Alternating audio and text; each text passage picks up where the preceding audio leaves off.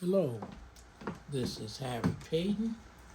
I am the host of Paden's Pulpit. Today, Season 2, Episode 16. The subject, My Dear Mother. My Dear Mother. Today is a day that we celebrate in May, the second Sunday in May. Very sacred day for many. It's Mother's Day. And Mother's Day is a heralded day. Pre-pandemic, there were flower people, gift card people all over the streets, and the stores were packed with people getting items to let their mothers know how much they love them. And certainly that should be.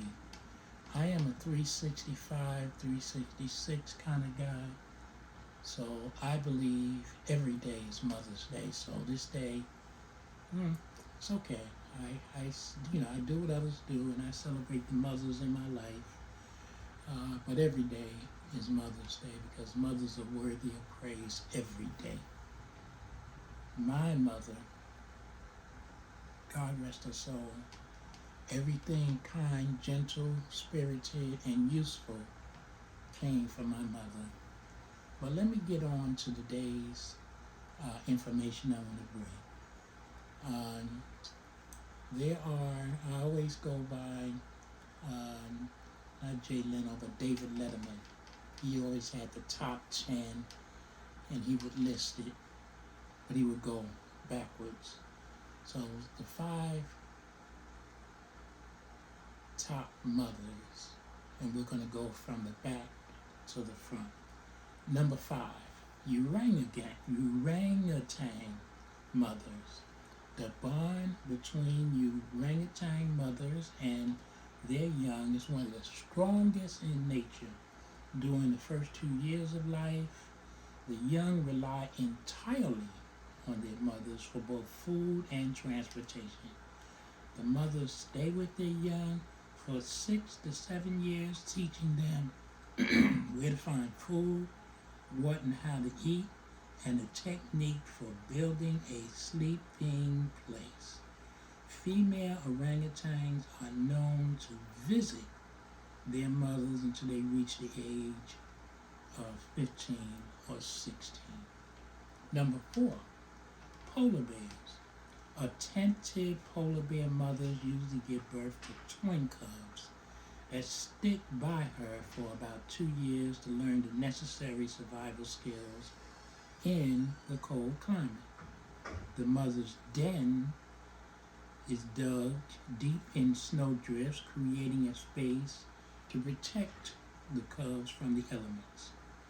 Polar bears usually give birth between November and January and keep the cubs warm and healthy using their body, heat, and milk. The cubs leave the den in March and April and get used to the outside temperatures before learning to hunt. Number 3, African elephants. When it comes to African elephants, a new mom is not alone in guiding her young. Elephants live in a matriarchal society, so other females in the social group help a calf to its feet after birth and show the baby how to nurse. The older elephants adjust the pace of the herd so the calf can keep up. By watching the adults, the calves learn which plants to eat and how to access them. The females regularly make affectionate contact with the calf. Number 2, cheetahs. Cheetahs' mothers raise their young in isolation. They move their litter, usually 2 to 6 cubs, every 4 days to prevent a buildup of smell that predators can track. After 18 months of training as hunters, the cheetah cubs finally leave their mothers. The cubs then form a sibling group that they will stay together for another 6 months. And The number one mothers of the animal world, humans. There are roughly 82.5 million mothers in the United States, more than 2 billion worldwide, and approximately 4.3 babies are born every second. 4.3 babies were just born, that's why I waited a second. About 2% of those mothers have adopted the children. The average mother will have changed approximately 7,300 diapers by the time a baby reaches age 2. That seems like a lot, but that's what they say, 7,300 diapers by the time a baby reaches age 2. Don't know, not changing diapers too much. Okay, so that's the top 5 mothers in the animal kingdom. To go back, number 5 was the orangutan. Number 4, polar bears. Number 3, African elephants. Number 4, cheetahs. Cheetahs were number 2, and humans number 1. Now, mother is the most important woman in everyone's life. A mother generally sacrifices her happiness for her child. No one else can care for their kids the way a mother does. Now, here's a tribute to my mother, Naomi F. Paden. My mother raised 12 children.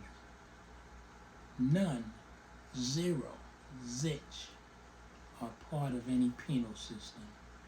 My mother was the neighborhood mom.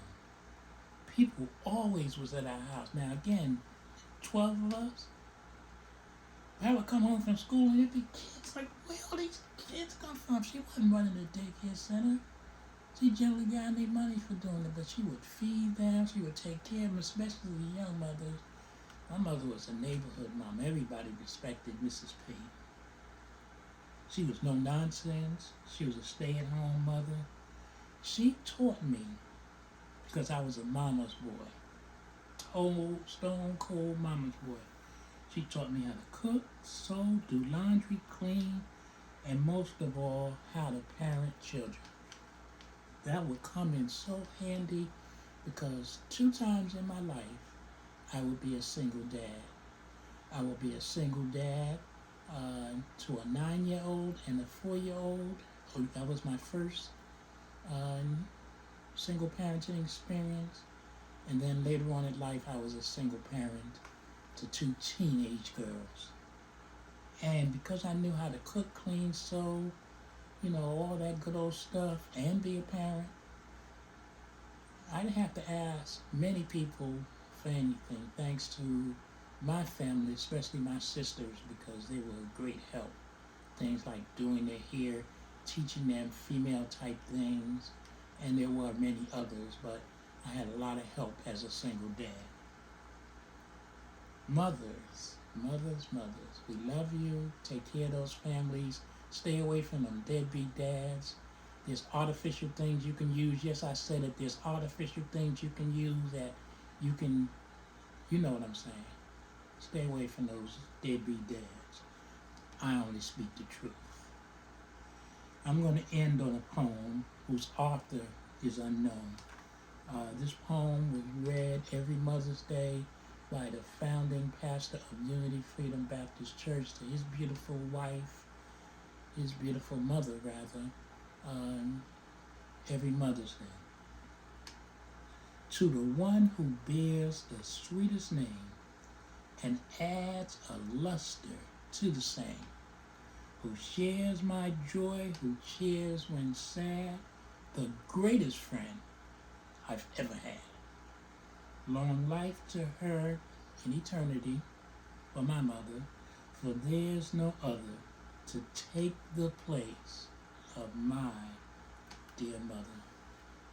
Everything I am good, everything I am fair and logical. The fact that I was able to raise 6 children, have grandchildren, 22, and 11 great-grandchildren, I owe that to Naomi Paden. My father certainly was there, had a great part, but the mothering part, that came from Naomi F. Paden. Miss you, Mommy, but I know you're my guardian angel. Your grandchildren and great-grandchildren, oh man, you should be so proud because you have left us a legacy. Happy Mother's Day, mothers. To those who have a mother that was less than what I described, is still your mother. Give her a call in spite of what she did do or didn't do for you. You only get one birth mother. To God be the glory. Happy Mother's Day.